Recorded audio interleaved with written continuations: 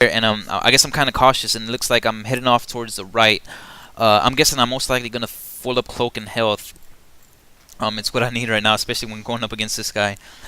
Yeah, but I just got through chickening out, and now I'm just going back to see where Cloud is. I see him up there. Looks like he dropped down, but right here, I wanna slow down the video for a bit because I wanna give just a bit more insight as to what exactly happens right here. Now, in a minute, Cloud's gonna begin walking in. There he is. You can see him walking into that room right there.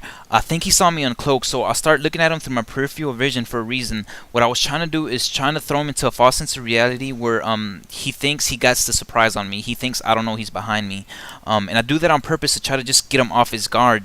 Right here, I start going for a stock stab, but I screwed it up. That's something I do a lot.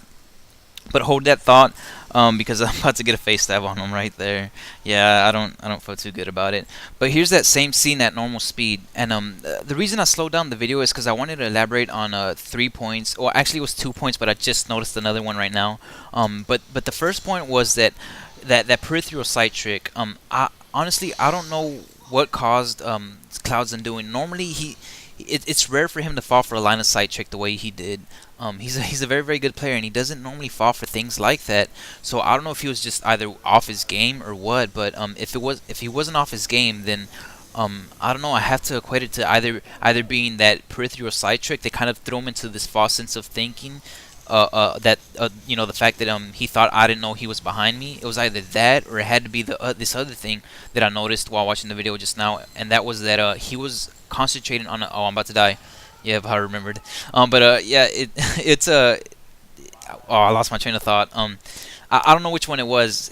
If you watch the video again, you could see him aiming at this ammo pack. He was anticipating me being over there.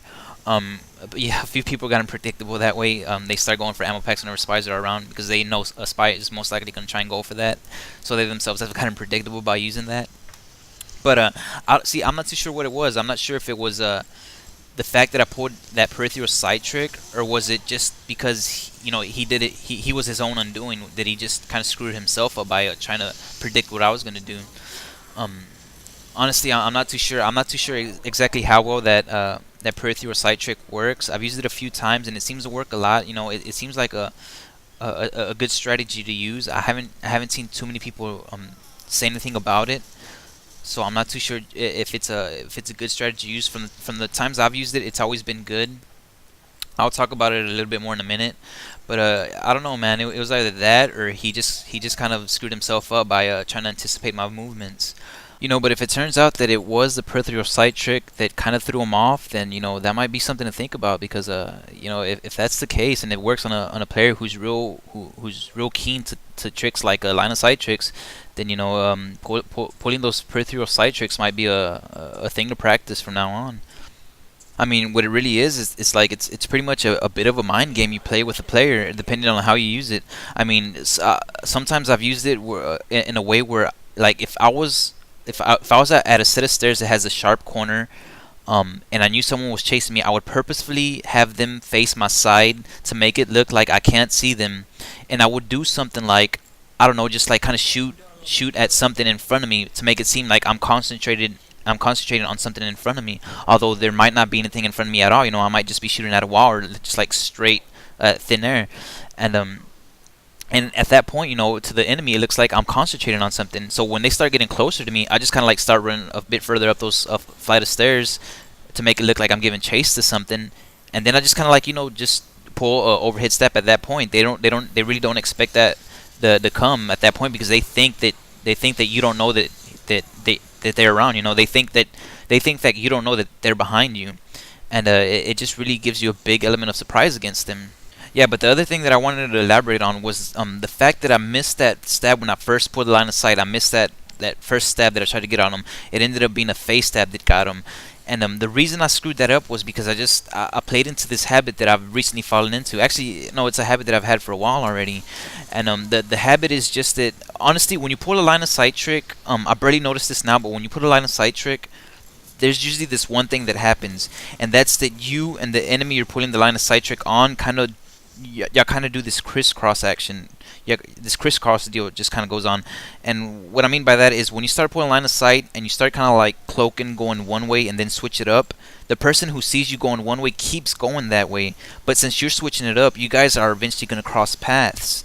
And I guess if you think about it mathematically, you guys are going to intersect at one point.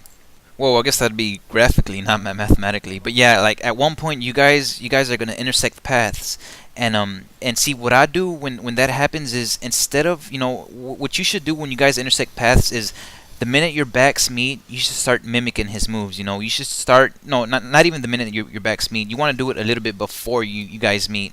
And the reason for that is because usually when you switch directions, you kind of slow down. If you're running left and then you suddenly start running right, there's kind of a slowdown that goes on. So if you try to directly mimic their moves the minute your backs meet, then you're gonna be a little bit more behind them because you had to slow down a little bit to change directions. So what you want to do is kind of just do it a little bit before your backs meet. That way, because of the slowdown, your backs should evenly meet at one point. So you just got to estimate it, and that's essentially what you want to do whenever you decide to go for a stock stab, coming straight out of a line of sight trick like that. See, but what I do, and the thing that I do that screws it up, is that I veer way too far off to the left. Like, let's say the enemy saw me going to the right, so he starts chasing me to the right.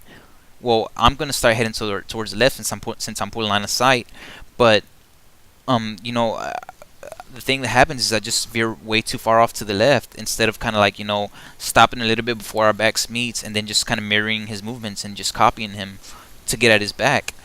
And so that's something I gotta work on. Now that I watched this video and I finally noticed it, it's something that I could work on and hopefully fix. And the reason I pointed out is because I'm gonna go ahead and take a guess that a few people probably do it as well.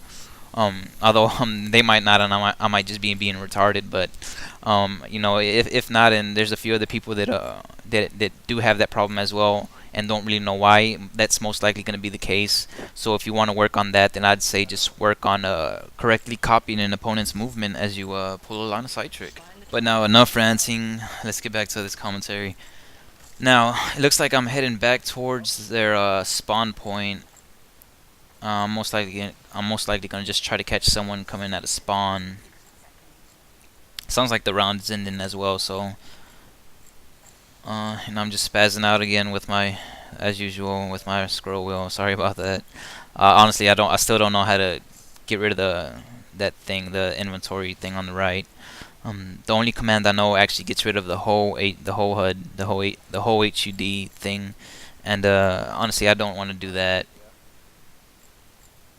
I lucked out right there. Just as that pyro was using the teleporter, he turned around and and saw me sapping it. I guess he alerted the team because another one came out. Straight out of spawn, puffing his flamethrower. I see that no one's coming out, so I'm guessing I'm just gonna go back up towards the card to see what's going on. Honestly, I think I'm probably just gonna hide because I don't want to get killed during round in right here. But yeah, looks like the round's over and I'm just gonna be a chicken and hide right there. But yeah, this is pretty much the end of the commentary. Hope you guys liked it. I know I haven't done some in quite a while, but hopefully I've been busy, so I haven't had a chance to do too many. But now that I'm having a bit more time on my hands, maybe I'll be able to do a bit more. I still have a few more that I want to get around to. Some user submitted demos that I want to do, and I'll just see when I'm able to get around to those. But yeah, that's it for now. Hope you guys liked it, and until next time.